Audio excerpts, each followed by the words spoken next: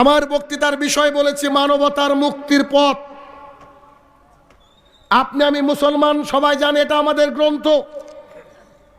কিন্তু একজন সনাতন ধর্মাবলম্বী ভাই, একজন খ্রিস্টান, একজন বৌদ্ধ,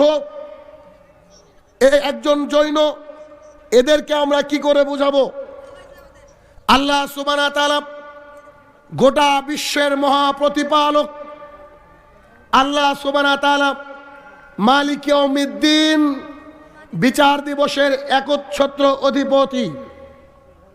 অতএব মানবতার মুক্তির পথ যদি কোনো ধর্মে নিহিত থাকে, কমপ্লিটলি তা রয়েছে কোরআনুল কারীমের মধ্যে।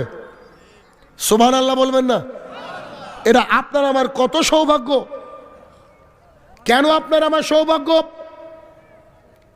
আপনি আমি যে মুসলমান, আপনার আমার নাম যে আব্দুর রহমান, আমাদের বাবার নাম যে আব্দুল্লাহ, এর জন্য কি কেউ দোয়া করেছে? আল্লাহ তাআলা স্বয়ং পাঠিয়েছে।